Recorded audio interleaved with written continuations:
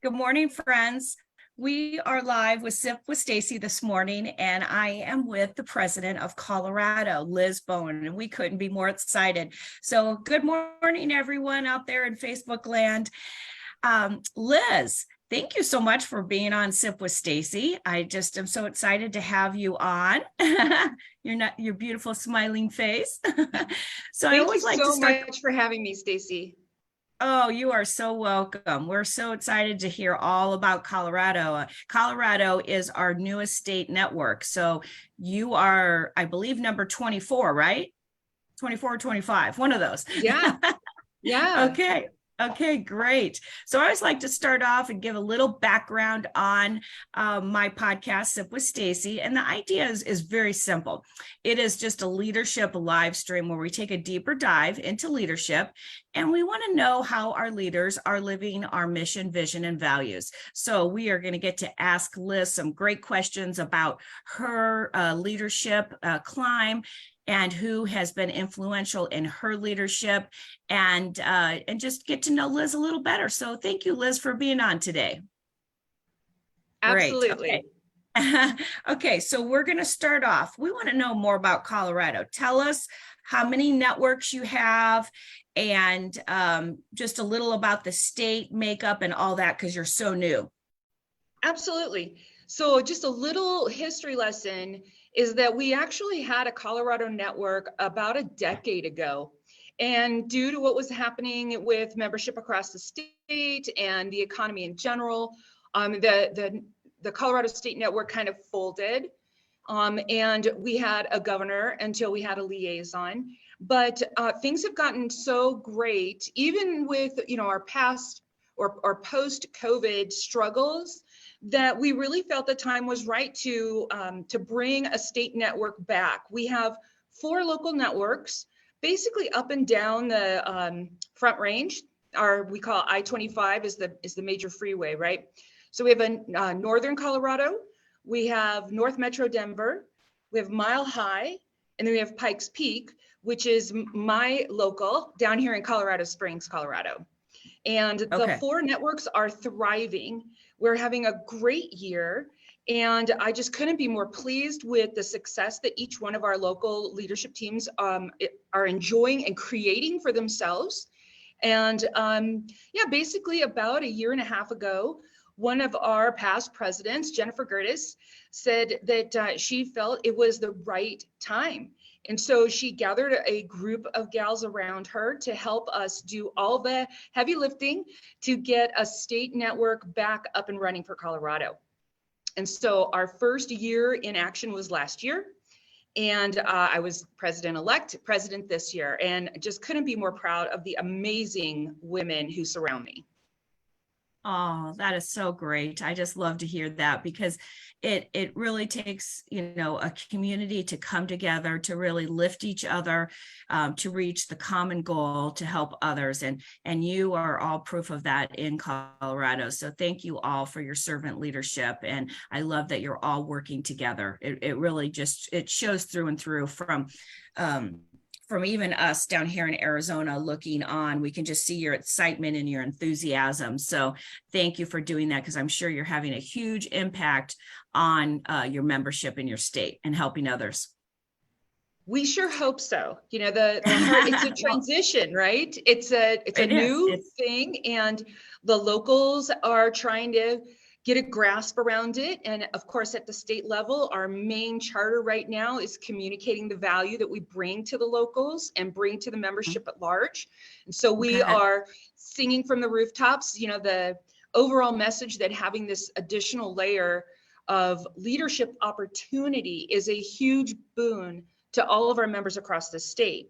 And that we wanted to provide this additional layer, is how I look at it, of opportunity for women who want to see their leadership growth continue to move even past a local environment, but where national is just too daunting of a thought, right?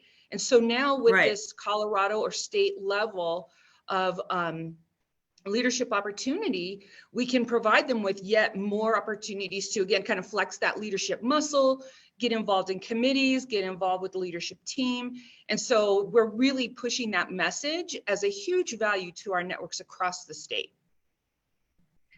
Yes, I couldn't agree more. And I love what you're talking about. You're bringing the vision, the value to the local networks and really helping them develop more. And then they've got that extra layer of leadership to move up, and you're there to do that. And then plus your leaders at the state level, they're expanding and growing as well at the same time that they're helping the locals. And so that's why it's just really a beautiful marriage. It really Couldn't is. agree more. So that's wonderful. Yes. Well, that's great. So now let's go back into your leadership for Liz, and let's talk about who first tapped Liz on the shoulder and said, you know what, I see you up there. You can do this. Let's talk about someone that did that for you. So the person who tapped me on the shoulder quite literally would have to be Dawn Grubbs. And unfortunately, we lost Dawn during COVID. But she was a ball of energy. I had known Dawn for quite some time because I believe, if I remember the story correctly, I actually taught her in real estate class. I've been licensed for almost 20 years, 19 years, and I'm an educator. So I'm actually going to be teaching pre-licensing as soon as I'm done talking to you today. And that's something that has always brought me joy. So I had an existing relationship with Dawn, and I had joined Women's Council Pikes Peak. It was a chapter at that point, of course, back in 2016. And Dawn had tapped me on the shoulder and said, hey, I think you should apply for a leadership position. And I just remember her bubbly, enthusiastic, always smiling personality. And she literally saw things in me that I wasn't necessarily ready to see. I had certainly enjoyed leadership positions prior to my Women's Council of Realtors leadership positions. I had served on a board of directors for a local religious institution, had been the president of the board. But I had kind of taken a hiatus from that and wanted to get involved with Women's Council. But it didn't take long for me to get that tap on the shoulder from Dawn. And she's that again, shining light. There's another amazing woman here who I have become, friends with, that I just adore. Her name is Donna Major, and Donna is a true leader from Women's Council through NAR. She is heavily involved in our local board, our local association, Pikes Peak Association of Realtors, but also on a national level with NAR. And when you talk about a role model, Donna Major is absolutely a role model for me. So she is a fantastic story of how being involved in Women's Council gave her the confidence and the leadership opportunity that allowed her to stretch outside of her comfort zone and just blossom into this amazing leader that we all look up to. Oh, that's awesome. I'm going to have to look Donna up and see if I know her. If not, everyone out there that's listening in Zoom world, Donna Major is a person that you want to get to know, and Liz says so, so I believe it. So now, how long have you been a realtor, Liz? 19 years.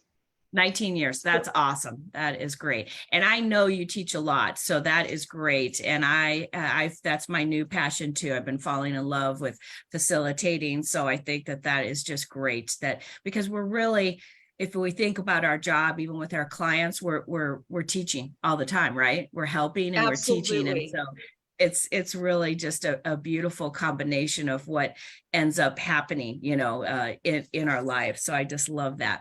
Now, I always love to talk about referrals within the council, because I heard Chris Lee speaking, and she talked about a recent survey that was done within the council, and that the number one reason why members join is because of our referrals. So let's talk about, and then they fall in love with us and learn about the leadership and whatnot, but that's usually the first hook. So let's talk about referrals and how that works in your business. Sure. So for my personal business, Mm-hmm. I have to tell you that the most striking or memorable event that really created this comfort level around referrals and such really happened at National Convention. So I was at National Convention. I think it was when we were in San Francisco. So I can't remember how many years back that 2019. was. Thank you. 2019. Yes, and so you know, I always used to think that going to conventions was something that other people did until, of course, I got into leadership, and then I knew that I had a responsibility there, but also an opportunity. And literally just meeting all of these wonderful women from across the country and feeling that confidence in shaking hands and getting to know people on a personal level really kind of opened a door that got me a really wonderful referral. And since then, it's been a fantastic synergy, as well as, you know, obviously within state. I got a call from a Women's Council member just 2 or 3 days ago. And she had a client who needed to look at a home in Colorado Springs, and she's up in Denver. And I said, I'm happy to do that. You just send me the details or set up the showing. And she said, well, I want to pay you. And I said, absolutely not. You know, like, that's not what I'm in this for. I don't need that. I'm here to do a solid for a Women's Council sister. And you can count on me to do that. Right. So, Yes. hopefully that will create a pay it forward type of attitude where more and more of us say we're in it to win it, but we're here together. And Mm-hmm. the referrals keep coming when you put that kind of kindness out into the universe, right? You put that good kindness vibe and you do all the right things, and you know that the universe is going to send that back to you. So, and hopefully that'll be in the form of a referral. But yeah, so we just become closer and more connected the more times that we have an opportunity to talk to each other. And I think that it's just getting past that initial feeling of, is this worth my time, right? Like that initial question always is, do I want to drive up to Denver because is that worth my time? What can I really imagine that I'll reap out of that experience? And we just, each and every one of us has to come into that mind frame of giving to receive and putting yourself out there and being willing to leverage this amazing tool that is Women's Council, right? That we have this network. And if you're just going to join and then never go and do anything or talk to people, you're missing out on the whole beauty of this opportunity. Mm-hmm. I totally agree. Yeah. And I even talk, when I talk about referrals, I talk about just being that connector, because you may not get a monetary compensation, but just by connecting this agent to this agent that can help each other, I believe in that good karma. You put that out in the universe, it's going to come back to you. And I've seen it happen. So I love that you brought that up. So everyone out there, members listening, just be a connector, and eventually those good karmas are going to come back to you, and someone's going to remember that you helped. And that's what our job is, really, is just to help others, right? Totally. So I love that. Okay, so now we've got Colorado. It's our newest network within the Women's Council. There's got to be some growing pains. I know there's good times, but I know there's some growing pains, Liz. So let's talk about first the hardest thing, and then let's talk about the aha for the state. Okay, so this is for me this year, correct? Yes. Okay, it's early, right? Thank goodness for that. We're still in April. The hardest thing this year is that the hardest thing that's always happening, and truly that's probably getting folks involved in committees and teams and getting that commitment.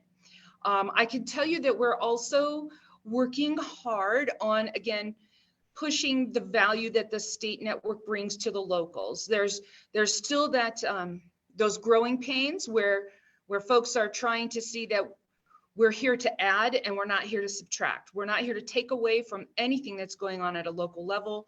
We're here to add value, not only for their members, but for their leadership teams. So,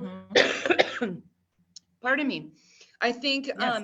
you know, that's basically the struggle, is to just continue to spread the message, since this is such a new experience, like I mentioned, that there's something great coming for all of our members across the state, because we have this state level of leadership.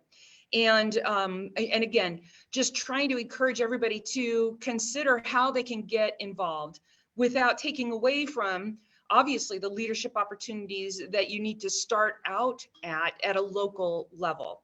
And so I think, you know, getting our leadership identification development team working, we've got a great chair for that, and just getting those wheels moving, and figuring out all of the different systems and all of the different procedures, I think, is a better way of thinking about it.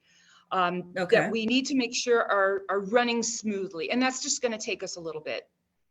Sure. It's definitely a work in progress. It's a foundation that you'll probably be building on for years and years. So really, you'll probably be looking at your past presidents to really, you know, stay in the fold, keep contributing, keep adding to that foundation to really help facilitate the new leaders moving forward, right? Absolutely. And Jen's been great. Donna Major was a past president back in the day, so getting to hear from her experience has been super helpful. But I would also say that all of this is doable, right? Like, none of us are feeling that we need to throw in the towel or that the obstacles are insurmountable. We all know it is completely doable. We just have to get that momentum building. What I'm excited about this year is that we're doing 2 conferences and then an election meeting. And I love the idea personally of focusing energy on 2 main meetings instead of having things spread out at a state level and potentially being in conflict with what the locals are trying to accomplish. So we just finished our spring conference, and I want to thank you, Stacey, for helping us with that and providing an exceptional session on how to grow a referral business, which again, I thought was delightful. I did not know that we could manage a hula hoop in such a fashion, so that was fantastic. And so that was really great. Then we are really kind of putting our eggs in a basket around our winter conference, which we are hoping to do as a 2-day event and include orientation as well as installation, and really make that our cornerstone as we move forward. And then hopefully the next leadership team for next year wants to continue on with that trend. I just think when there's 2 major events that folks can remember, right, and make space for, then it's going to be easier and easier for us to get folks investing their time and energy in coming and participating. Oh, that sounds wonderful. I'm so excited to just watch the growth in Colorado, and it's just beautiful to see everyone working together for the greater cause. I want to ask you, Liz, what is your Women's Council why? There's so many, right? So why am I working with this organization? Yeah, I'll tell you a quick story. So my son, who is 22, has always seen me, right, doing this business, and he recently-ish, a couple of years ago, actually became a manager at Big O Tires, where he works. And as part of that leadership journey for him, he's been thinking about leadership, right? And so he says to me, you know, why are you still with Women's Council? Like, what do you get out of that? Why are you doing that? Aren't you competing with all of those people? And I said, Justin, if you could have a meeting where all of the other managers of Big O Tires in, you know, a 30-mile area could get together and share their frustrations and talk about the solutions that they've come up with, wouldn't that be something? Like, don't you see the value in being able to share your experiences and learn from others? And he said, well, that's never going to happen. And I said, well, I feel bad for you, because that's the value that Women's Council and my partnership and my participation in this organization brings to me. I have made amazing lifelong friends through my journey, you know, since 2016 to today.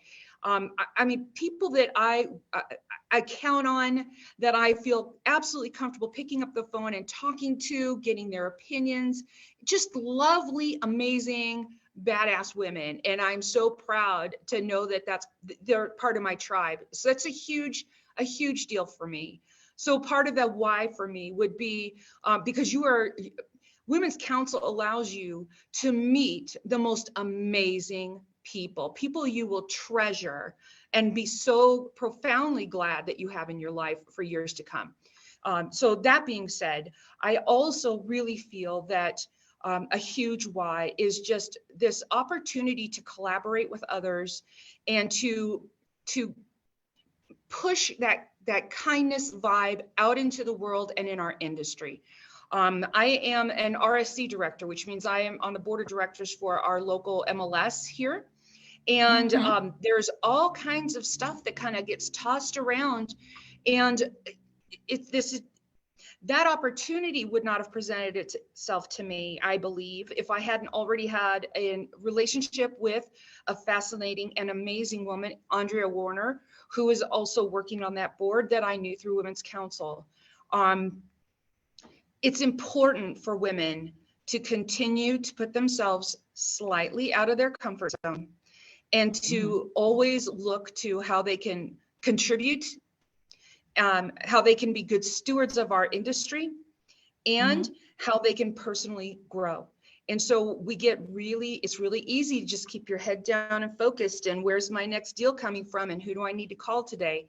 But at some point, you're going to lift your head up and realize there's more around you and that you can contribute in a bigger way. And it will only help you become more like the person you're meant to be. And so that's another big why for me. I think it's vitally important for women to get to that comfort, position where they can lift their head and see that there's more going around that they need to get plugged into, and to feel that those opportunities are available to them and they're not being excluded from that party. Absolutely. Absolutely. That was beautiful how you crafted that, because it's all about giving back to others. And then that greatness just comes back to you, and then everyone is lifting each other up. And I just love how you even spoke to your son. I mean, that probably had to be like an aha moment for him. And I hope that he could take that maybe back to the management at Big O, right? Because wow. I mean, it is so true. We're here to support each other, to be soundboards, to find out what's working over here, how can I implement that where I am? And so I love that. And so hopefully Big O Tires is listening to us, because I think we have it going on here. Hopefully I didn't get Justin in trouble. That's all I can say. No, we don't want to get anybody in trouble. We just want to keep adding value.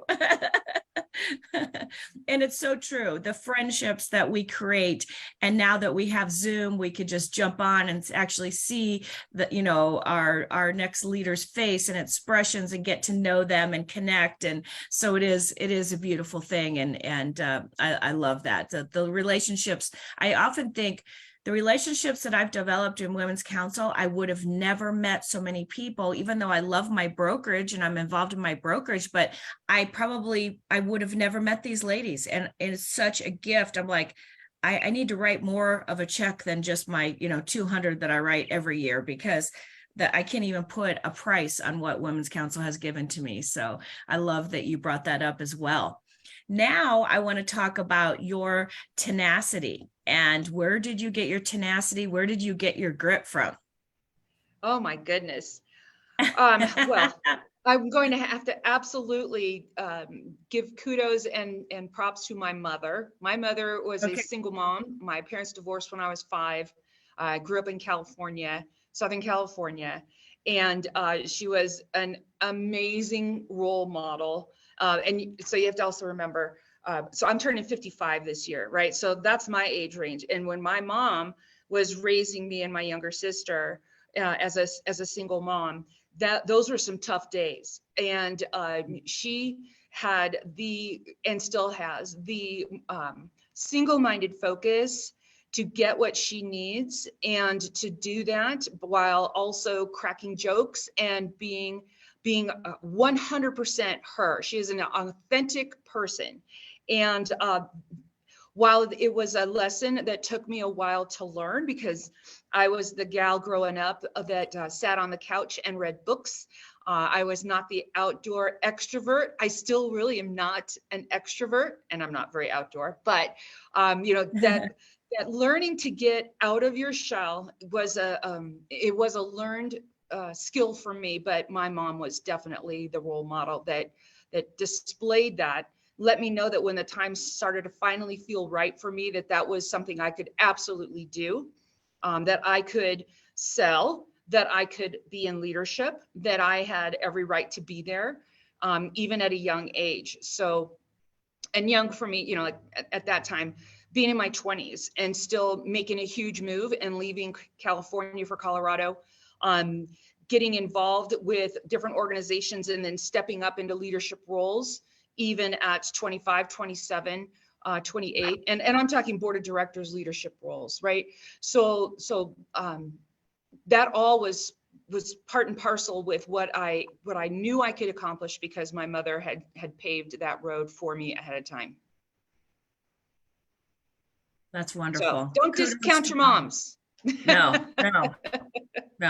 They are tougher than ever. And your mom was a single mom raising you, and she was able to do all of that. And she showed you the hard work. And so it was definitely a great role model. I love that.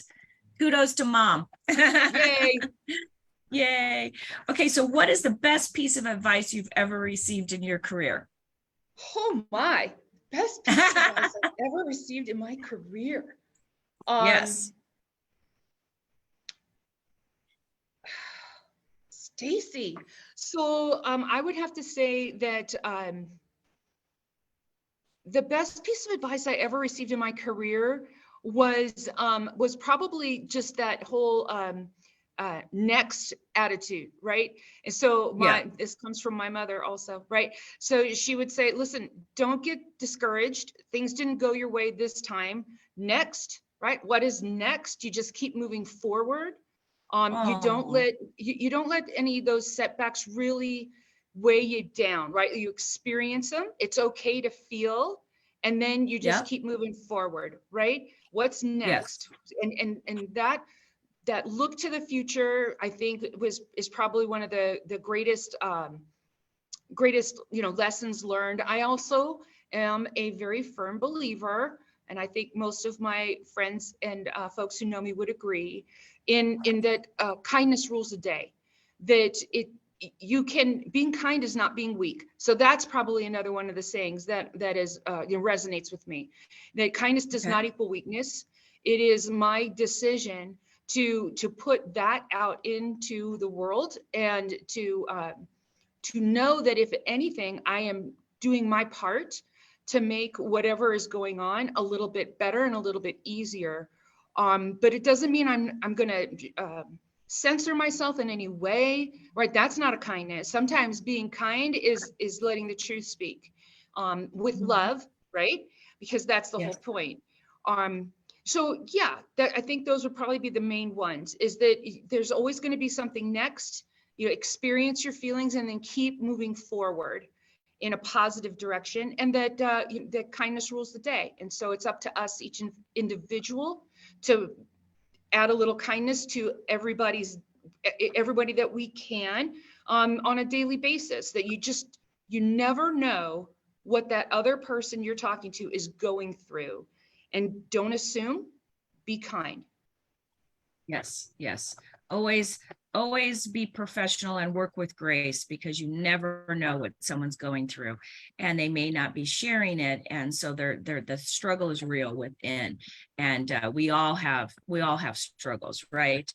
Yeah. But I love the kindness, and really, and the next, I love that, because that was such a great lesson that your mother taught you. Next, because don't dwell on it sometimes, because sometimes it's painful what you went through, but keep going to the next thing, and keep moving and experiencing more, and eventually you are going to find that aha moment or what you're looking for. But just next, I love that there's a lot of power in that word. So Yeah. I love that.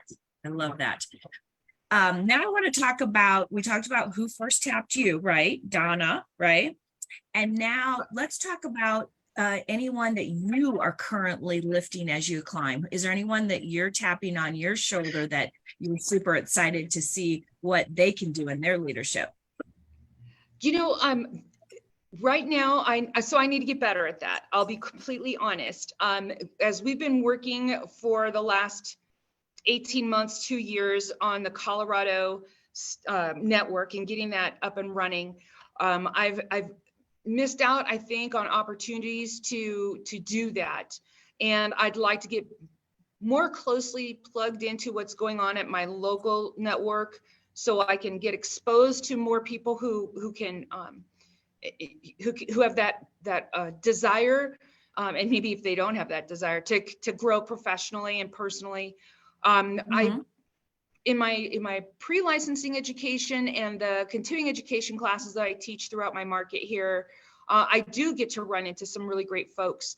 I have a fantastic agent at my real estate company. And I think she would be the one that I'm currently tapping on the shoulder.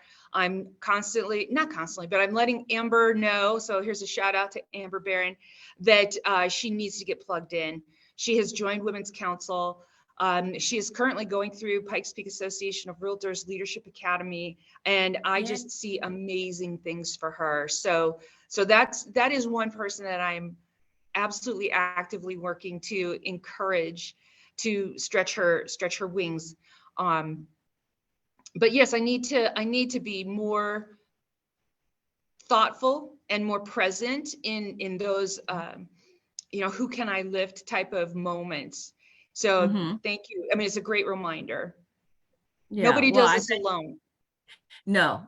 And I bet you are affecting, and you're tapping, and you're not even realizing it, right? Because sometimes we don't even know the presence that we, and the effect that we have on others. And people will come up later and they're like, oh my gosh, you said so and so, like the word next, and that affected me in my life. And that will probably happen. And I'm sure, Liz, as you facilitate and teach so much, that you're probably affecting and lifting a lot of people that you don't even realize. So thank you for doing that. So. I'm sure you are. Now, I often talk about advocacy within our industry and how important that is, and to be involved. I believe in being a major investor and a speaker in Tucson, Arizona. It really spoke to me. And when he presented, he talked about our careers, all of our careers, no matter what career you're in, it's a ship, and it's kind of going through the ocean. And if we don't jump on and start driving it, someone else will, right? It's going to go a different direction. So we all have to play a part in our advocacy, right? And so I just wanted to talk about that in Colorado, the involvement of major investors, and how that's going in your Colorado network. So that's another really good point. We are all familiar with RPAC and the value that it brought to us in our industry. It was, pardon me, it was an amazing thing to watch during COVID. And the way that the folks that were always keeping us in the know really put it in overdrive, and were pushing and moving forward on our industry's behalf with the governor, right? And the concerted effort, the communication that we're receiving right now. I mean, we're experiencing some pushes of legislation coming from the Colorado legislature around rent control and tenants and landlords, and I'm always so impressed at the consistent communication that we receive, and how easy it is they make it for us on an individual realtor level to participate in the struggle, and to say, have your voice be heard. Click this button. It's this easy. And I know that all of those systems and all of that wouldn't be possible without major contributors to our PAC, and having that foundation that those amazing individuals can tap into, and having money helps. So I totally couldn't agree more. Advocacy at a legislative level, advocacy, doing our part however we can, whether it's signing up to be on those email lists or participating, letting your voice be heard as a steward of our industry is incredibly important. And then I also say, get involved, lift your head, get involved, and see what you feel is comfortable for you to do to make sure that all of the people who need us, right? So whether those are investors or they are home buyers or they are home sellers, those people need us, that we are communicating to them that we're here to support them overall, not just on a transactional level, but that we're here to look out for their best interests when it comes to legislation at a state level. That's part of our job. That's part of our charter. That's why we're here. Right. It's so important because I bring that up in listing appointments, or even when I'm talking to buyers about advocacy, and that, a portion, of my salary always goes back to fighting for homeowners' rights, and and the issues at hand, the rent control, or being able to do business during COVID, and how crucial it is to really build that bridge of communication and that relationship. So then when something like COVID happens, we are essential and we're able to continue to do business, because people are always moving no matter what. People are, just sometimes they have to because of a family matter or job or whatnot.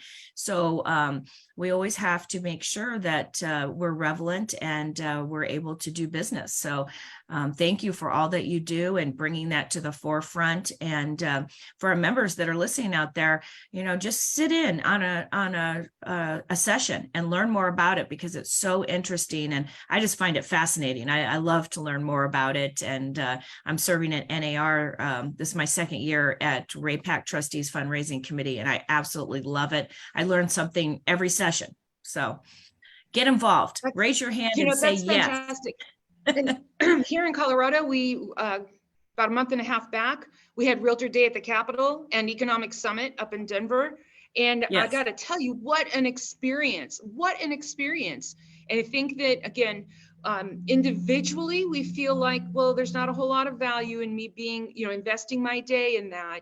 But I can't express how amazing it was to not only get the economic forecast information, which I could get from other sources, but then being part of that group who got to listen to our legislators talk to us specifically about laws that they're trying to pass, bills they're trying to get heard, and really feeling tuned in like that was a big lift, right?